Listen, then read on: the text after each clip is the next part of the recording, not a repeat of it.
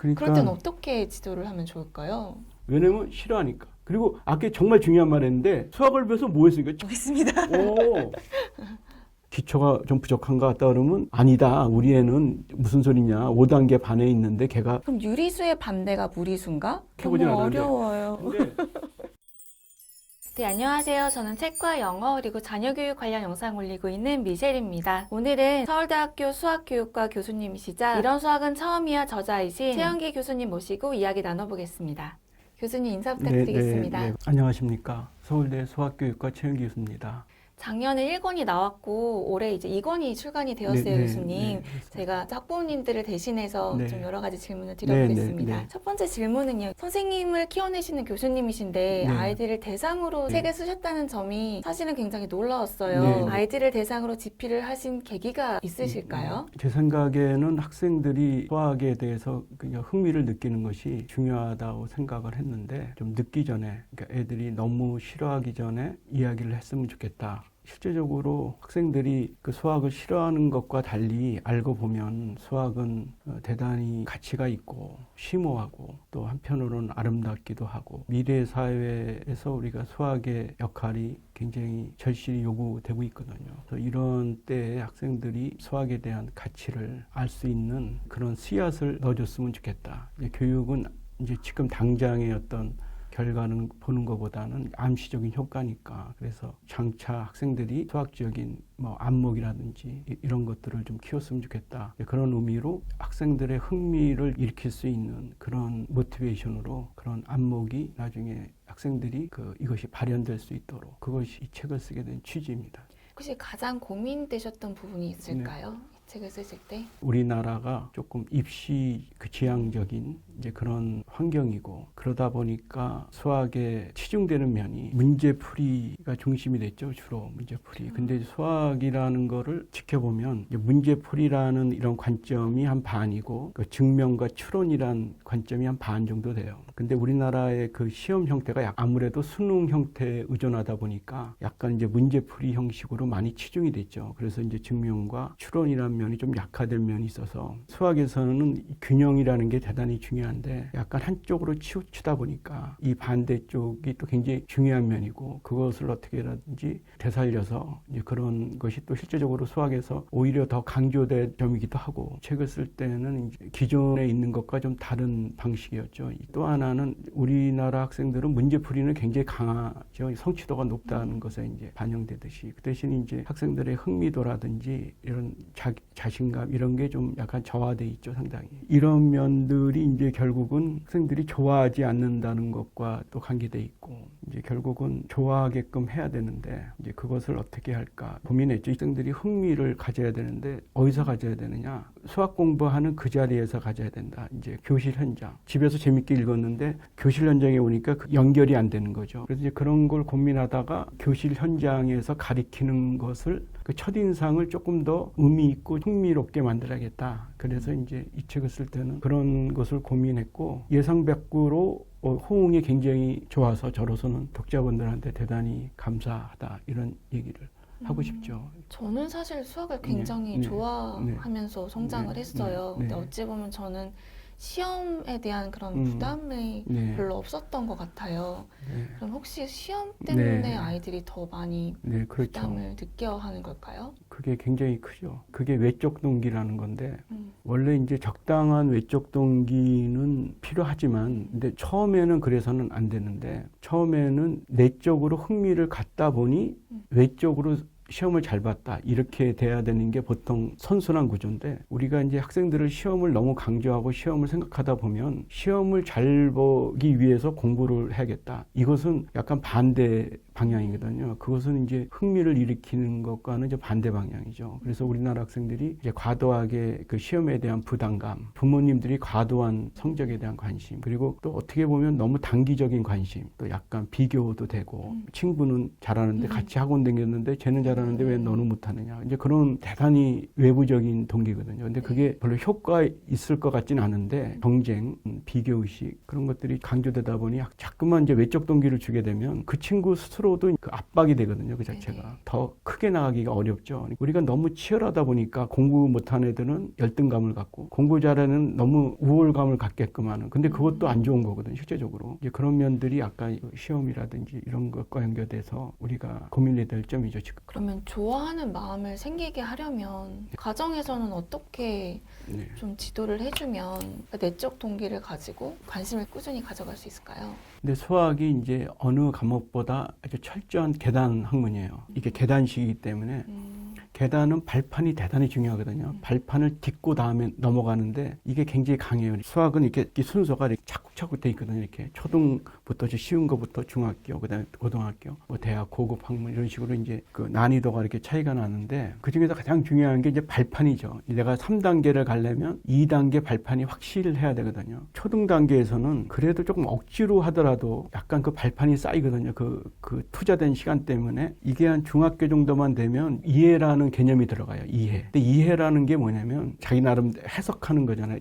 이치를. 어떤 지식이 들어오면 자기 나름의 방식으로 해석해서 자기 마음속에 남는 게 이해거든요. 그게 남아 있어야지만 그게 발판이 돼갖고 그 다음에 나가는데 이제 중학교나 고등학교로 조금씩 어려워지면서는 억지로 된 지식들이 발판이 잘 안 돼요. 투자된 시간에 비해서 그게 잘 안 되고. 근데 이해를 하기 위해서는 이제 흥미라는 게 대단히 중요해요. 개념을 이해했냐, 개념이 뭐냐 이렇게 얘기하면 굉장히 어렵죠. 개념을 가졌는 걸 어떻게 알겠느냐. 이거는 뭐 걔가 이제 설명해봐도 알겠지만 그 중에 가장 중요한 것 중에 하나가 얘가 흥미를 가졌다, 재미를 가졌다면 어떤 시기든 간에 개념 비슷한 걸 이해했을 거예요. 이게 그냥 기계적인 것 갖고는 인간이 흥미를 갖기 힘들거든요. 뭔가 이렇게 재미를 갖고 있으면 개념 쪽에 가깝다고 봐야 돼요. 자기 거로 만들었다고 그렇죠. 볼 수 있는. 자기 걸 만들고 자기가 발판을 쌓기 때문에 그 다음 단계로 나가는 안다는 그 기쁨이 있어요. 내가 발판으로 그것이 쌓이게 되면 그게 기쁨도 되고 그게 자신감도 되고 또 흥미라는 게 중요한 게 새로운 세계를 열어줘요. 그게 굉장히 놀라운 건데 그러면서 이제 멀리 보게 되죠. 얘가 여러 가지를 관점을 가져서 그래서 그런 애들이 이제 탁월하게 되는 거죠. 외국에서는 뭐 초등학교 때 못했는데 뭐 노벨상 받은 사람들이 허다하게 많잖아요. 이제 그런 경우죠. 뭐 독서를 통해서 넓히는 사람도 있고 흥미를. 그래서 이제 그러한 면들이 대단히 중요한 면이고 근데 이제 우리가 시험에 너무 지나치게 몰입하다 보니까 이제 선행을 하면은 굉장히 도움이 될 거라고 하는 것이 우리나라가 좀 강해요. 근데 선행에 대해서는 이제 여러 가지 관점이 있는데 물론 플러스 되는 관점도 있죠. 그렇지만 이제 마이너스 되는 관점도 꽤 있거든요. 그 자체가. 그리고 선행은 누구나 할 수 있다고 하는데 그렇지 않거든요. 그거 선행이야말로 정말 조심해야 될 점이고 어떤 학생은 선행을 통해서 정말 잘 나가는 학생도 있고 선행이 오히려 마이너스 방향으로 가게 하는 학생도 있어요. 방향이 굉장히 중요하거든요. 그러니까 우리가 뭐든지 사람들은 속도전이라 생각하는데 그게 아니라 방향전이거든요. 방향을 잘 맞춰서 이 학생들을 잘 지도해야지만 플러스 방향으로 가야지 막 억지로 해서 속도로 해서 마이너스 방향으로 하면 그거를 다시 되돌리기가 더 시간 필요해요. 그러니까 선행을 하는데 근데 얘가 3단계인데 선행을 막 해요. 근데 5단계라고 착각을 할 수가 있거든요. 부모도 그렇고. 그러면 걔가 6단계 넘어갈 때 어렵고 싫죠. 그게 이제 성취가 없거든요. 그러면 얘는 어떻게 되냐면 내가 이렇게까지 시간을 썼는데 왜 이게 이해가 안 되는 거지? 근데 걔는 발판이었기 때문에 그걸 못 넘어가는 거거든요. 근데 부모도, 근데 우리나라는 또 이렇게 성적에 워낙 민감하잖아요. 얘가 학원도 친구랑 같이 학원을 다녔는데 옆집 애는 걔가 뭐 이렇게 잘해갖고 뭐 대단한 애가 됐는데 우리 애는 왜 이게 안 되느냐. 그리고 이제 학교 선생님이 얘는 기초가 좀 부족한 것 같다 그러면 아니다. 우리 애는 무슨 소리냐. 5단계 반에 있는데 걔가 그럴 리는 없다. 걔 3단계다. 그러니까 이게 문제가 뭐가 되면 학습의 가장 중요한 거는 내가 서 있는 자리에서 시작하는 거거든요. 남이 생각하는 자리가 아니라 내 산을 오르는 거랑 똑같거든요. 내가 200m에 있으면 500m 가려면 200m에서 시작해야 되거든요. 착각해서 제가 300m라 그러면 못 올라가는 거예요. 200m인데. 이제 그런 경우가 허다하고 또 하나 중요한 게 뭐냐면 사람을 아는 거를 인식하는 것보다 모르는 걸 인식하는 게 대단히 중요하거든요. 내가 모른다는 걸 인정해야지 그 다음에 나갈 수 있는데 선행을 잘못하게 되면 내가 모른다는 사실을 모르는 거예요. 그러니까 내가 어디까지 모른다는 사실을 모르기 때문에 다시 이게 내 자리가 어디인지를 모르는 거예요. 내 자신을 아는 게 굉장히 중요하거든요, 이 자체가. 그래서 이제 지나친 선행을 하다 보면 이 친구가 지금 어디에 지금 서 있는가, 이것을 제대로 못하기 때문에 오히려 어디 발판이 확실한가, 그거부터 시작해야 하잖아요. 그러니까 그럴 때는 마이너스가 된 거죠. 근데 이 학생들의 성취도를 그냥 우리가 시험 보는 성취도 말고 또 하는가 있는데 우리는 그 시험 보는 성취도만 높은데 이거 그것만 보더라도 대학생이 되면 그 성취도는 낮아요, 우리나라가. 그리고 맞는 말씀이신 게 제가 미국에서 고등학교, 중학교, 고등학교, 대학교를 나왔어요. 근데 저는 수학을 좋아하면서 공부할 수 있었던 게 아이들하고 같이 대화하면서 알아가는 재미를 되게 느낄 수가 있었거든요. 말씀하신 것처럼 고등학교 때 수학 공부를 진짜 우리 아이들이 하는 것만큼 하지를 않아요. 하지만 대학교를 갔을 때 수학을 정말 사랑해서 온 애들이 다 모여 있거든요.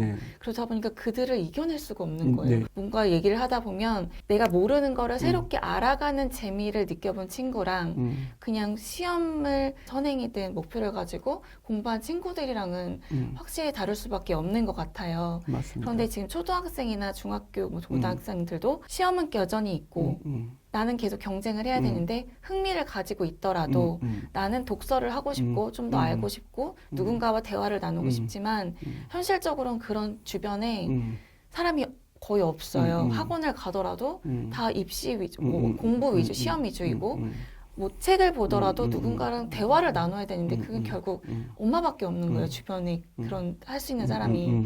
그런데 엄마가 정말 수학과나 정말 수학을 좋아하지 않는 한 이 아이를 도와줄 수 있는 길이 없는 거예요. 그래서 정말 이 아이를 데리고 학원을 가도 결과는 똑같은 거예요. 그러니까 많은 부모님들이 그래 우리 아이가 수학을 좋아했으면 좋겠어요. 그래요. 우리 그렇게 시험에 그러니까 올인하지 않고 선행 이제 덜 할 거예요. 우리 아이가 좋아하게끔 어떻게 지도를 하면 될까요? 라고 물어보면 사실은 뾰족한 대안이 그렇게 없죠. 있지가 않아요.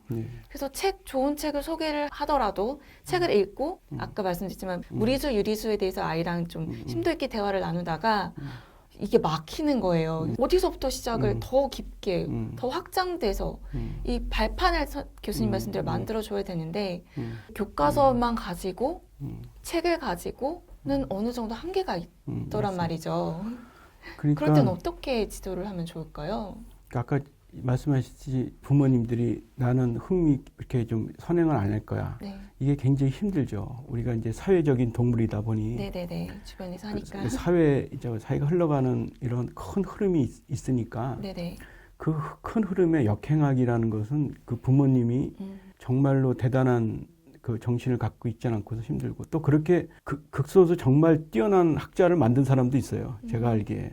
근데 그건 너무나 힘든 그런 작업이실 것이고 그럼에도 불구하고 우리가 이제 더 이상 이렇게 후진국형의 이런 교육관을 가지고는 낭비가 너무 많다 생각해요. 어차피는 이제 우리가 바람직한 방향으로 가는데 그것은 이제 교육은 이제 단기 투자가 있고 장기 투자가 있는데 이제 단기 투자는 이제 지금 당장 시험을 잘 봐서 애가 저하는 것이고 그것도 중요한 문제고 장기 투자는 얘가 멀리 봐서 정말 이렇게 능력 있고 그런 인물로 자라게 하는 거죠. 자녀라는 것은 이제 씨앗이라 생각하거든요. 자라날 것이고 그리고 인간이라는 게 얼마나 대단한가 하면 인간의 그 생존 능력이라는 게 대단하거든요. 그러니까 놔두면 정말 그걸 발휘를 하거든요. 그러한 이 씨앗이 발현하도록만 놔두면 분명히 저는 이 학생이 설사 공부를 못하더라도 다른 데에서 충분히 자기 걸 발현하게끔 인간은 돼 있는데 이제 교육이라는 걸 그거를 도와주는 거죠, 원래. 이제 그 발현을 할 수 있도록 전인적인 교육을 시키면서 이렇게 하는데 오히려 이것이 강압적으로 되면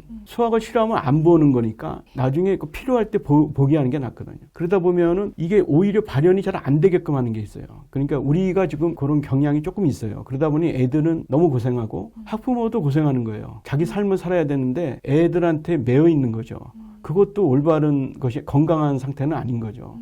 약간 독립시켜야지 자녀도 발현을 할 것이고 그리고 그걸 믿어야 되는데 또 비교가 너무 강하죠. 우리가 멀리를 보고 얘 스스로를 비교를 해야 되는데 자기 자신과 경쟁하게 해야 되는데 자꾸만 주변과 경쟁하게 하죠. 주변과 경쟁한다는 거는 초기에 어느 정도는 괜찮지만 이게 또 지나치면 아까 얘기했듯이 자기 주도성을 잃게 되는 거죠. 그러다 보니까 전반적으로 우리 학생들이 지금 어려운 상태인 거예요, 지금. 또 이 지식이 대단한 지식이 아닌 거예요. 이게 수능까지 해서 이제 그 지식을 딱 쌓아놓고 그걸 넘어서서 외국처럼 대학에서 경쟁하게 하면 또 지식이 많이 들어오니까 그 지식이 이제 도움이 되는데 우리는 지식이 그 똑같은 걸 계속 반복하죠. 거기다가 재수까지 해요. 미국에서 생겼으니까 재수라는 개념이 있습니까? 없습니다. 없죠. 왜 그러겠어요? 왜 배운 거를 또 배우냐는 거죠. 그 자체가. 이렇게 탁월하게 능력을 발휘할 나이에 왜 재수를 하느냐. 그거는 원래는 합리적이 아닌 거예요. 그러니까 우리가 지금 약간 좀 생각을 해봐야 될 때가 된 거죠. 이제 우리가 더 이상 이렇게 약간 후진형인 교육 시스템부터 또 부모님들도 그렇고 이렇게 실제적으로는 자녀를 믿으시면 비교할 필요가 없어요. 비교를 안 하시면 걔는 정말 잘 나갈 거고 탁월한데 비교를 하면 할수록 그럼 결국 옆집 애가 잘 나가는 거죠. 왜냐면 옆집 애가 그 학생이 공부 잘해도 우리 자식이 살아가는데 아무 관계가 없는 거예요. 원래 시간은 제한된 지식에 엄청난 시간이 투자되잖아요. 학생들은 반복 훈련이 되는 거죠. 이게 공부 잘하는 애들도 치고 나가야 되는데 또 반복을 해야 하잖아요. 그러다 보니까 얘네들이 점점 수학에 대해서 흥미를 잃게끔 하는 게 좀 강해지고 또 실생활 문제도 또 문제인 게 미국은 아시다시피 계산기를 쓰잖아요. 실생활 문제 하면은. 그러니까 다 실데이터가 나오죠. 중학교 때부터 계산기 그렇죠. 썼어요. 그러니까 다 시험이 다 실데이터잖아요. 진짜 네네. 데이터. 엄청 큰 수. 그렇죠. 큰 수고. 근데 우리는 지금 어떻게 보면 시험이 다 단답형이고 네. 계산기를 못 쓰다 보니까 실데이터를 못 쓰는 거예요. 그러면서 이제 연산을 그렇죠. 애들을 연산을 잡고 있죠. 그러다 보니까 이 문제들이 다 약간 조작된 실생활 문제예요. 그러니까 그나마도 놓친 거죠.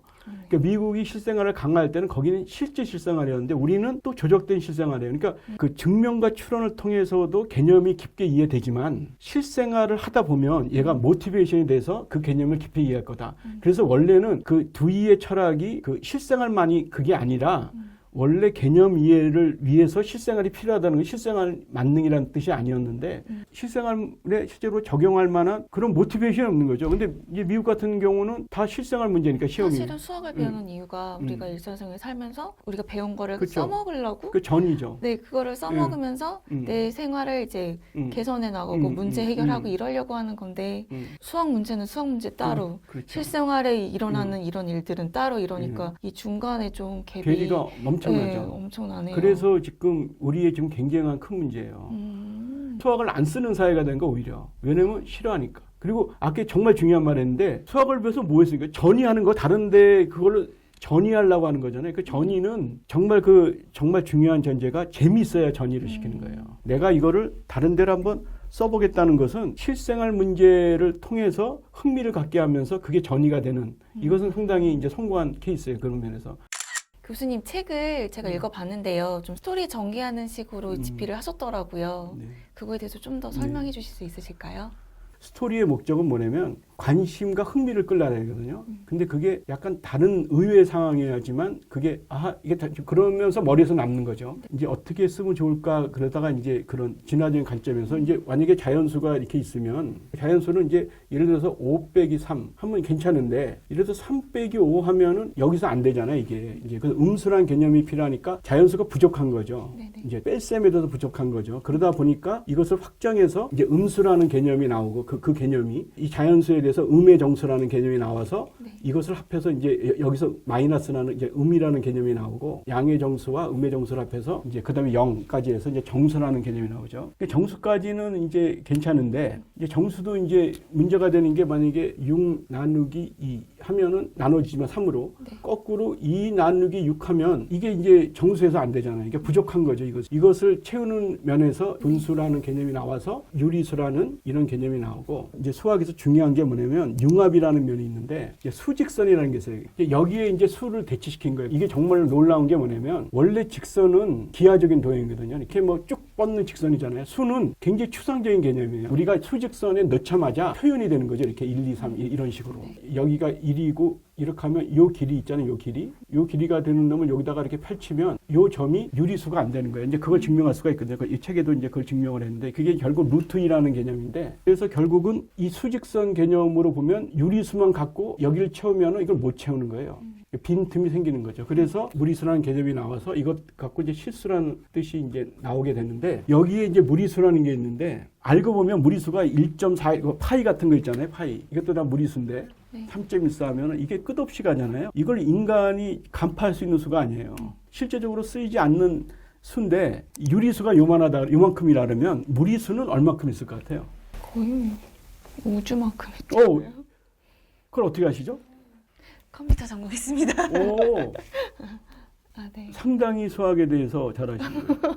또 그렇게 되나요? 수가 요만큼이라면 네. 무리수는 이 우주보다도 더 많이 깔려 있는 거예요. 네네. 알고 보면 이 수직선의 대부분은 무리수인 거예요. 유리수는 존재가 없는 거예요, 원래. 그런데 우리는 또 어디만 쓰냐면 유리수만 쓰거든요. 우리는 유리수만 여기서 써갖고 우리가 실수를 다 다루는 양 이렇게 생각해요. 이렇게 모을 수 없지만 유리수가 이어지지 않죠. 유리수 갖다가 이렇게 한 곳에서 쫙 모아서 이 길이를 재면 0이에요, 실제적으로. 대부분 여기에 실수에 있는 점들은 다 무리수인 거예요, 전체에.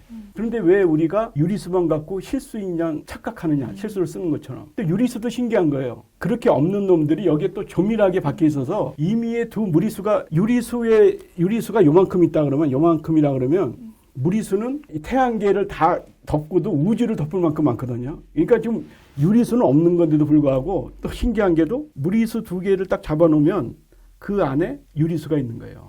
그러니까 너무나 신기하죠. 이걸 조밀하다 그러거든요. 그 자연수는 이게 자연에 있는 수인데 이 실수는 그러면 이게 인간이 만들어낸 수냐 아니면 자연에 있는 수냐 이것도 굉장히 논쟁거리가 되는 이야기들이고 네. 그리고 무리수가 전체로 활용하는데 아예 이것을 우리가 쓸 수가 없는데 왜 이렇게 연구하느냐. 제가 이제 말하고 싶은 건 뭐냐면 아까 이제 실생활 문제라 그러죠. 쓸모라는 문제가 있는데 사람들이 이렇게 생각해요. 수학을 배워서 어디다 쓰느냐. 뭐 첫 번째 대답은 시험을 잘 보겠죠. 아니면 아까 얘기처럼 어디에 도움이 되겠죠. 그런데 그거 말고 더 중요한 하나의 쓸모가 있어요. 일반적인 쓸모. 왜 그런가 하면 우리 교육이라는 것은 이걸 수학을 배워서 마트 가서 네가 쓰고 뭐 나중에 컴퓨터 사이언스 쓰고 그것은 특수한 쓸모예요. 정말로 중요한 것은 그러한 특수한 쓸모가 아니라 이러한 일반적인 쓸모예요. 그래서 일반적인 안목. 그래서 그것이 다른 데로 전이되는 것이 수학교육의 정말 본질적인 뜻이거든요. 그래서 이 무리수도 마찬가지로 알고 보면은 아무 의미가 없다고 생각할 수 있는데 안 쓰니까. 근데 이게 본질적으로 수학을 엄청나게 발전시키는 그런 계기를 마련하게 된 거죠. 수학이 정말로 알고 보면 잘 설명을 하면 학생들한테 네. 심오하다는 거고 또 여기서 만들어진 이 수학이 대단히 완벽해요. 그리고 그런 어떤 단순하면서도 완벽한데 그게 미적으로 정말 아름다운 거예요. 그래서 그런 아름다운 세계가 있다는 것들을 같이 있다는 것만 알아도 학생들이 이제 뭔가 이제 새로운 생각을 하게 되는데 이제 수학은 이제 그런 면에서 충분히 그걸 전달할 수 있는 그런 면이 있는 거죠. 지금 설명해 주신 부분을 저희 아이랑 같이 책을 읽으면서 얘기를 나눴었어요. 그래서 얘기하면서 했던 얘기가 교수님께서 말씀하셨던 내용 중에 합리적인 이런 단어들 사용을 하셨고 그래서 저희 아이랑 했던 얘기가 그럼 유리수의 반대가 무리수인가? 또 생각해보면 그럼 반대란 건 무슨 의미일까? 꼭 뭐 손바닥 뒤집듯이 그게 반대는 그건 반대인데 그러면 음수의 반대는 양수이면 그럼 0은? 이러면서 계속 꼬리에 꼬리를 물어가면서 자연수란 정말 무슨 뜻인지 정수가 뭐 양수가 있고 음수가 있는데 그게 정말로 무슨 의미인 건지 그러니까 교과서를 보고 개념의 한 문장으로 이런 뜻이다라고 이렇게 스테이트먼트가 나와 있는데 정말 그게 무슨 뜻인데 를 계속 얘기를 하기에 너무 좋은 책이더라고요. 그래서 저희 아이랑 이 책 정말 페이지 한쪽만을 가지고도 깊이 얘기를 했었어요. 그러면서 저는 이제 계속 아이랑 지금 계속 얘기하는 게 무리수와 유리수였거든요. 반대라는 개념이 무엇인가? 여집합에서 그러니까 집합적인 개념으로 반대가 그게 정말 반대인 것이냐? 그러니까 뭐 영어로 뭐 rational number고 irrational number고 이런 얘기가 그냥 그런 용어일 뿐이지 정말 깊게 이해를 할 수 있는지 그걸 생각의 그 끈을 계속 가지고 가면서 깊이 생각을 할 수 있는 원동력을 주는 책인 것 같더라고요. 그래서 왜 내가 수학을 공부해야 되지? 이런 생각을 하는 초등학교 뭐 고학년 중간 친구들부터 정말 수학을 좋아하는 친구들까지 두루두루 다 이 책을 보면서 그 교수님이 말씀하신 그런 스토리텔링이 되게 재밌고 알찬 내용이 굉장히 많아 몰랐던 내용들 이러면서 좀 많이 바쳤어요. 그래서 이 영상을 시청하시고 이 책을 관심 있게 보시면 그리고 그냥 보는 데서 끝나지 않고 얘기를 하면서 정말 이게 무슨 뜻인지에 대해서 같이 탐구해 나가는 그런 과정이 되게 중요한 것 같더라고요. 아까 그 질문이 굉장히 깊은 질문이거든요. 그래서 저도 그 질문을 이제 생각해보진 않았는데 어려워요. 근데 그런 질문을 한다는 것 자체가 대단히 중요해요. 정말로. 그 질문에서 유리수는 레이시오라는 데서 어원이 됐잖아요. 네. 그 다음에 이제 무리수는 그래서 이르레이셔널 이렇게 되는데 네. 근데 이럴 때 이 반대 개념과 아까 저 양수에서 네, 그러니까 양수. 이것은 실제적으로 아까 말하는 여라는 뜻이 맞아요. 어떤 전체가 있을 때 한쪽은 유리수고 한쪽은 무리수라는 그런 여의 개념인데 네. 근데 아까 말씀드렸듯이 그 레이시오라는 것이 이제 합리적이고 어원 사전을 보니까 뭐 비도 있고 네. 계산할 수 있다, 네. 뭐 회계할 수 있다 이런 뜻이니까 많더라고요. 그런 뜻으로 나와서 이제 이런 레이셔널 넘버는 활용되는 뜻이라고 그리스인들이 생각한 것 같아요. 이르레이셔널이라는 것은 그것에 대해서 반대쪽인 이르레이셔널, 그러니까 비합리적이라는데 그때 비합리적이라는 게 의미 없다는 것이 아니라 그 이제 새로운 세계를 여는 의미로서 이게 이르레이셔널이거든요. 그래서 이걸 통해서 우리가 수학이 굉장히 발달한 거고 이제 플러스와 마이너스가 이게 반대냐 이럴 때 반대는 약간 다르고 이제 시메트릭 이제 우리가 어떻게 보면 대칭이라 그럴 때 이 반대편에 서 있다. 이 모양과 이 모양은 똑같은데 반대편에 있다는 시메트릭 개념으로서의 반대고 이거는 그런 개념의 반대가 아니라 여라는 그러니까 전체에서 U가 있으면 그 나머지의 개념이고 이것은 플러스 마이너스는 약간 대칭적인 개념으로서의 플러스 마이너스 반대라는 개념. 그러니까 이거 약간 다른데 그거를 생각할 수 있다는 것이 대단히 아주 뛰어난 거예요. 제가 보기에는. 그런 사고 같은 것이 굉장히 중요하죠. 왜냐면 창의라는 게 다른 게 아니라 머리를 한 번 더 쓰게 만들면 창의롭다고 생각해요. 창의 교육이라는 게 저는 어떻게든지 라든지 이러면서 두뇌가 한 번 더 움직이면서 창의롭게 된다고 생각하거든요. 그래서 그런 질문들 이런 것은 대단히 제 생각에 중요하다고 생각해요. 이 책을 읽으면서 좀 그냥 그 단어 자체를 그냥 받아들이지만 말고 그렇죠. 그 반대라고 이렇게 쓰여져서 이 반대가 정말 무슨 의미인지 그렇죠.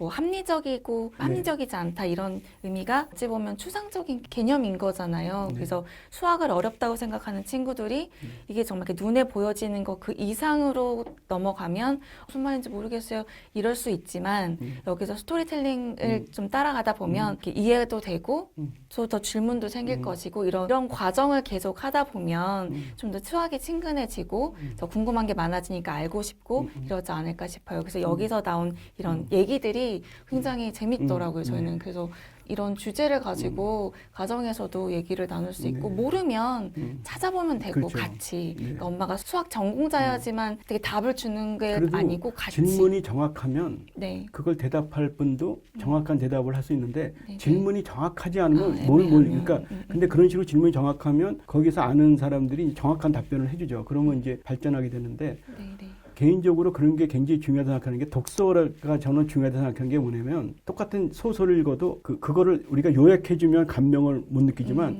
글자대로 따라 읽어가면 글자만 이해하는 게 아니라 그 비트윈 더 라인이 있잖아요. 자간으로도 그렇죠. 다 그 안에서 내 나름대로 생각하는 공간이 있잖아요. 저는 이 공간이 정말 너무나 중요한 공간이다. 탁월함으로 가는. 그러니까 한번 머릿속에서 이 공간을 만들어줘야 한다고 생각하거든요. 그 여유. 그러니까 수학도 한번 생각하면서 머릿속에서 한번 이게 그런 애라는 그런 공간을 통해서 한 번 더 머리를 쓰잖아요. 단순하게 생각하는 애들보다. 근데 그것이 너는 차이를 만들어낸다 생각해요. 그래서 저는 이런 독서라든지 이게 너무나 중요한 게 어릴 때 그런 공간을 많이 만들어주잖아요. 책을 통해서.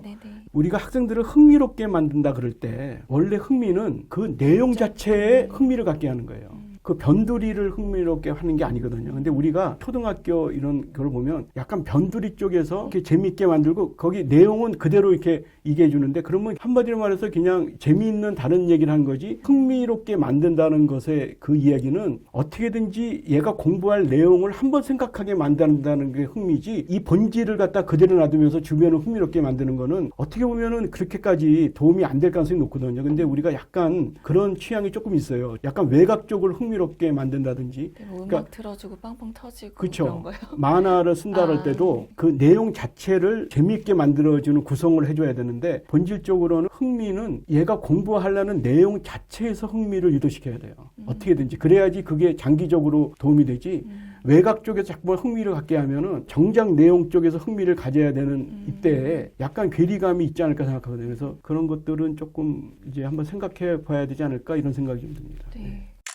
자연스럽게 독서시키고 그 뒤떨어지지 않게 하고 흥미를 잃지 않게 하고 그리고 멀리 보시면 좀 여유를 갖고 독서도 하고 아이도 좀 잘 살펴보면서 대화하면서 그렇죠. 좀 이렇게 지켜보면 되지 않을까. 실망감을 표시하지 마시고 발전하도록 만드는 게 교육이잖아요. 그리고 부모님들이 너무나 조바심을 키우는 것보다는 안 하시는 게 확률적으로 얘가 잘할 가능성이 높다. 이런 몇 가지만 정말 이를 악물고 정말 이를 악물어야 돼요. 왜냐하면 우리나라 교육처럼 이렇게 어려운 상황에서 학생들은 그냥 어쩔 수 없이 금유에 그 방향을 잃을 수밖에 없는 거죠. 너무 힘든 상황이죠. 그러니까 비교를 가지고 잘 키워야 될 것 같습니다. 네네. 감사합니다. 네, 감사합니다. 네.